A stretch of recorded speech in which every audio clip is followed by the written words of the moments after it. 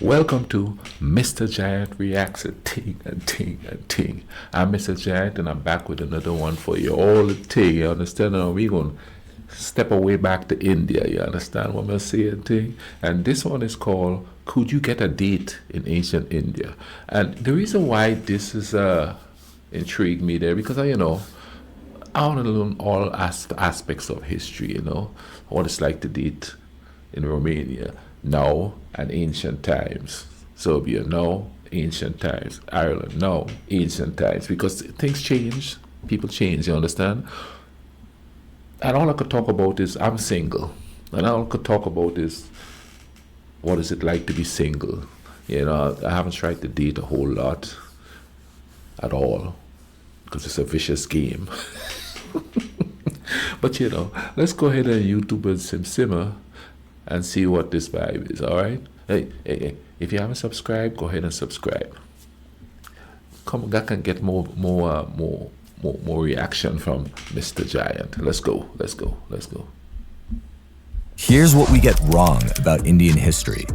We tend to think that our ancestors were fundamentally different, that they were always serious, duty-bound, and chaste.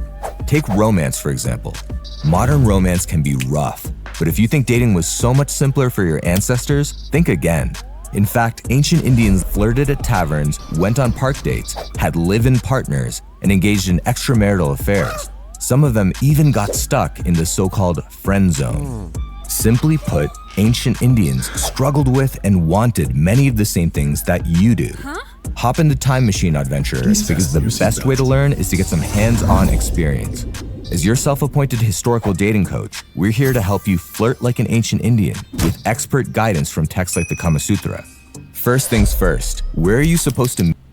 Okay, now, here's the thing, and that's the thing, a lot of people think that things are so much different, dating back then than now. And they think that people didn't do the same things, back then than they do now. Which is it's not true. Listen, certain things that people do as single people, they just hid it better back then. I mean, let's take, for instance, where I am, you know what I mean? People are like, my grandparents didn't do that, my grandparents didn't do that. Yet we had something called the Roaring Twenties, which is in the 1920s. They were going buck wild. Alcohol was banned. But yet still they had those speakeasies and stuff where they dancing and they went buck wild, drinking and carrying on. You're going to tell me, with all of that going on, they're not doing the same things then that they're doing now when they go to bars and drink and carry on? You know what I mean? And then you come up to the 1970s where it was free love. The hippie era, you understand? You always say, these young people, they don't know what it is. No, stuff ain't... These days, everything is out in the open because of social media and all of that. But they were doing the same things back then. I don't know why they think we have come to this enlightenment. You know what I mean? That back then there was this enlightenment that they didn't do the things that they were doing now. We're human. We did it through history. People just didn't talk about it as much as they do now. Or we're not privy to that. You see what I'm saying? Guys probably get set around and talk about women and what they're going to do with them. And back then, just as they do now. I don't know why we think back then everybody was like, oh, well, pardon me. Come on now. Vibe was still vibing back then. We're human. Meet romantic prospects. Let's clear something up. The notion that unmarried men and women lived in isolation from one another is a false one.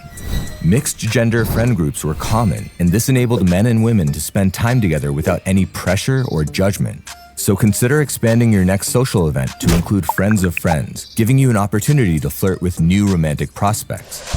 Hot tip, just don't get caught in the friend zone. Hilariously, the Kama Sutra, yes, that one, references the friend zone and advises men to be clear about their romantic intentions. Still a student? Well, you're in a particularly good position to find love. In ancient Indian schools, you'd likely have opportunities to interact with the opposite sex in the intimacy of shared quarters. In the Katha Sarata Sagara, for example, there are stories about secret romantic liaisons between male and female students at a traditional school. Meanwhile, in the Sindhava Jataka text, a pair of lovers, a former Buddhist monk and a former Buddhist nun, reminisce about the early days of their romance while they were students at the monastery.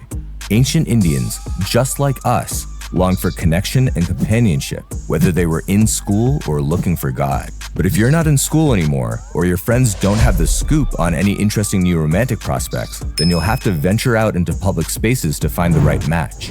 The Kama Sutra advises men to frequent places where women of interest often spend their time. Parks, gardens, public events or temples, town squares, markets, and other communal spaces. Let her see you in the marketplace, noble in bearing, and let her curiosity grow. You might be wondering, wait, I can actually flirt with someone in public spaces? Yes, you absolutely can. In the Mricha Kataka, for example, the author talks about people openly flirting in marketplace areas. Meanwhile, in the Mata Vilasa Prahasana, the characters talk. Let's talk about flirting for a minute, because that's a conversation I've had recently with people that I work with. Everybody's flirting with everybody. So nobody knows anybody's intentions. Even married people get into the flirting game. I just don't. I don't think people should just be flirting willy-nilly. I think you flirt with somebody that you're interested in. That's how I think. You know what I mean? Let me give you a story. This one lady walked into the store where I work, and she flirted with me, calling me handsome and all that kind of stuff. And I just said, okay, and I kept it pushing. So later she was coming back out. She said, you do know I was flirting with you. I said, I know, but you all flirt with everybody. So how am I supposed to take anybody serious? And a lot of people flirt with you here, and they say it's just being nice. Flirting is not just being nice. Flirting is part of a certain way to, you know what I mean, procure relationships and stuff like that. It's not just like, so everybody's doing it. So I never take anybody seriously when they flirt with me. All right, hey, yeah, cool breeze, and I move on. Talk about how taverns are places where many different groups, including women, could mingle.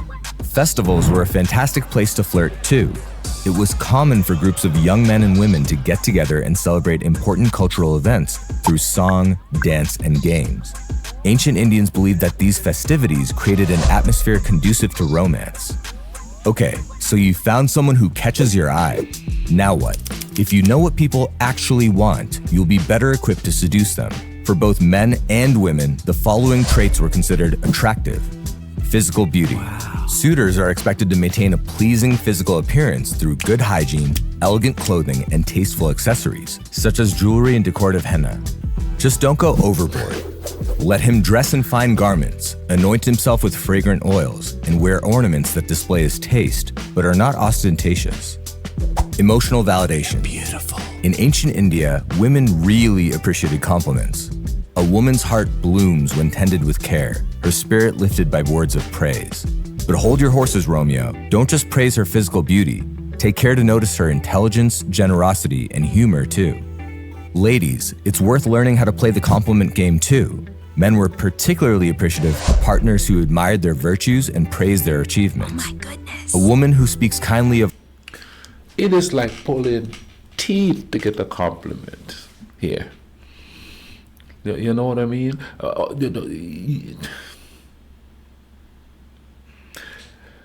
If they tell you you're a nice guy, that's not a compliment. If they tell you your husband material, that's not a compliment. No, if they say, man, you're a bad boy, playing. Oh yeah, that's a major compliment.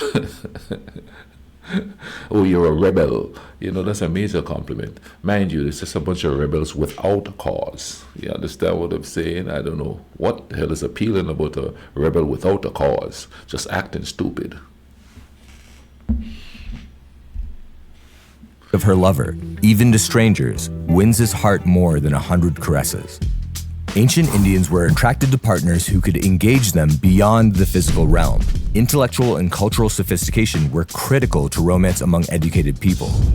Like the moon that moves the tides, his words move my heart, for they speak of distant lands and timeless truths. Both men and women were encouraged to compose poetry, discuss philosophy, play musical instruments, and create art to impress their intended partners.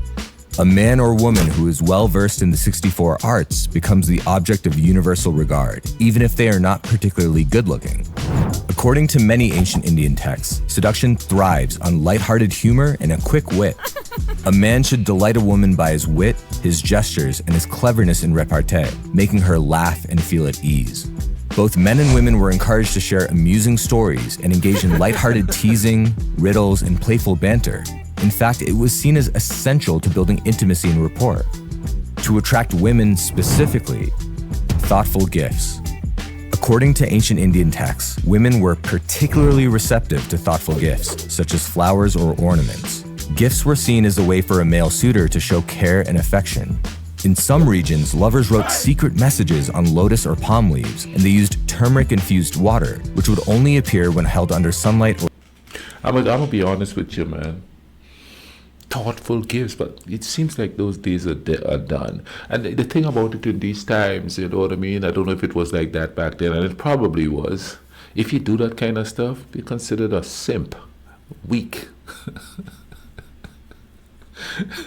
And if you start doing that to the wrong person, they're just gonna take and take and take and take and take, and you don't get anything. The energy is not reciprocated. You know what I'm saying? You gotta chase. If you're a certain type of guy, you gotta chase. If you're a good guy, look out, you gotta chase, boy. or heat, something like an early version of invisible ink. As a token of intimacy, lovers also exchanged betel leaves smeared with scented oils or embedded with their own bite marks. Women would sometimes playfully test their lover by asking them to prepare perfectly folded betel leaves, a task that required precision and care, respect and patience. It was considered essential to respect a woman's boundaries throughout the courtship process. Many ancient Indian texts warn against pressuring a woman into a relationship. Do not pluck the flower before it blooms. Let it open in its own time, revealing its beauty willingly. Vatsyayana, for example, encouraged suitors to be attentive and patient and to allow the relationship to develop naturally over time, ensuring that the experience was consensual. A man who disregards her consent or acts rashly is unworthy of her trust. He should adapt his behavior to the personality of the woman, timid, bold, or moderate, and approach her with words and actions that resonate with her nature. To attract men specifically, ancient Indian men admired women who took initiative in expressing their romantic interests.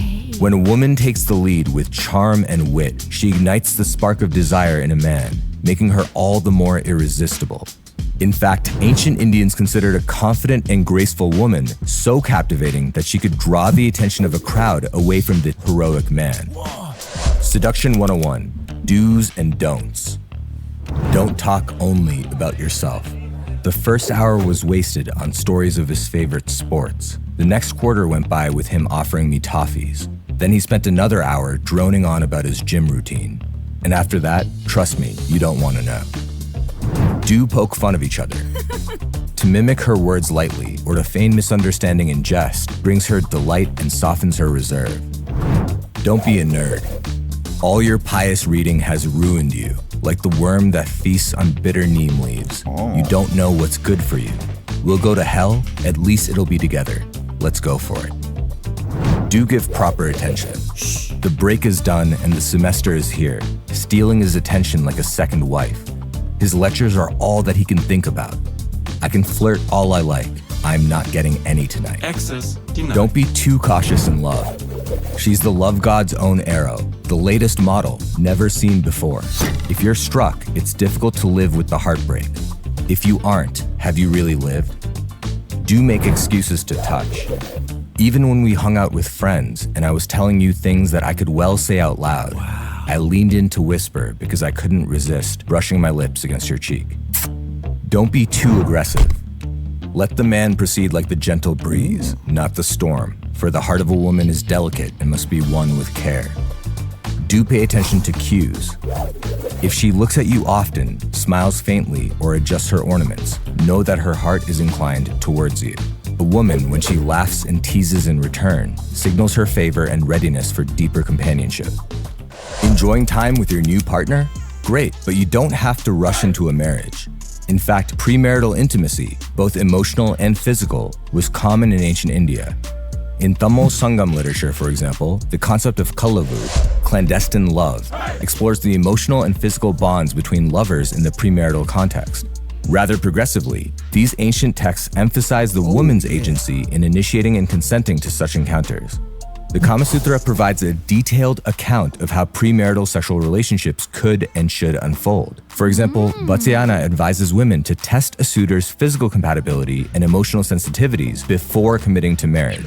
Oh, wow. Interestingly, this premarital trial period was part of the culture in much of ancient India. In essence, couples were encouraged to spend time together before marriage and to study each other's habits, temperaments, and preferences to better evaluate their suitability as lifetime partners. When two hearts unite, they may test their bond in the privacy of shared quarters before seeking the blessings of society. These texts even outline practical questions to consider during the trial phase. Does she enjoy music and poetry? Can she hold an engaging conversation? Is she graceful in her movements? This pragmatic approach helped to reduce the likelihood of mismatched unions, but not all premarital relationships were trials for marriage. In fact, many ancient Indian texts acknowledge long-term live-in relationships as legitimate and imply that they were rather common. When a man and a woman find mutual affection, they may live as companions without binding vows. Frustrated by your newfound partner? Don't fret, adventurer. In ancient India, breaking up was always an option.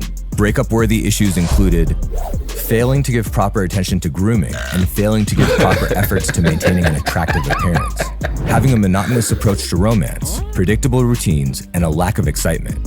Fun fact, to avoid this issue, ancient Indian texts suggest that men should plan romantic outings, that is, dates, such as attending musical performances or going on nature walks together.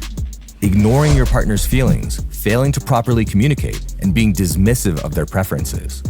Overwhelming your partner with excessive attention, or, by contrast, neglecting them with inadequate attention. But breaking up isn't easy, so what should you do? Well, ancient Indian texts have the answers here too, providing detailed guidance so that you can break up as amicably as possible. Gradually withdraw affection by reducing emotional and physical intimacy and time spent on shared activities. Create opportunities for your partner to meet new suitors, ensuring that she has a chance at future happiness with someone else. But above all, be kind. When love fades, let parting be gentle, without harsh words or cruelty, for affection once shared should not turn to enmity. Do be careful not to let an unhappy relationship stagnate, because you might be risking adultery. Vatsyayana even notes that women neglected by their husbands or married to sexually incompatible partners were likely to seek companionship outside of their marriage. A wise man must approach a neglected woman with care, offering her solace and affection while ensuring that their liaison remains hidden from prying eyes. By contrast, while the Arthashastra implicitly recognizes adultery as common, it takes a more legalistic approach and prescribes various penalties for it. That being said, the text does provide remedies, such as divorce. And now you know. If you like our content and would like to support, See, it ain't much different than it is now. Everybody thinking that, oh, it's so different, you know what I mean? And I always have that conversation with people at work. They're always thinking it's so much better back then. No, it wasn't. It's the same thing. It's the same thing. The only difference now is technology. That's the only difference now. We're reacting the same way to the situations. We're doing the same thing, you know what I mean? In the ancient India, you know. No, it may vary from culture to culture, depending on what the laws are in the culture and stuff like that, pertaining to relationships and stuff like that. You know, because some of us are stricter than the others. But even if it's strict, people still find ways of doing it. They still find time to do that stuff because that's just the way humans roll, you know what I'm saying? This was quite interesting though. I hope you guys enjoyed this as much as I did. If you like this, drop a like on the video, share the video. Tell people, that Mr. Giant is reacting to stuff. You understand what I'm saying? Drop a comment in the comment section. Tell me about how it is where you are. You understand what I mean? Where it is where I am. It just seems like a lot of work, doesn't it? It just seems like a lot of work, but you just meet somebody and you go, bam, okay, let's chill, let's hang, let's vibe up, see what go on. If it doesn't work, it doesn't work. If it works, it works. And you move on, you know what I mean? Things got to get all and see, like, okay, you have songs, love is a battlefield, come on, it's not a battlefield, man, let's just vibe up, amicably move apart, if that come to that. Anyway, man, y'all take care of each other, all right? Cool runnings.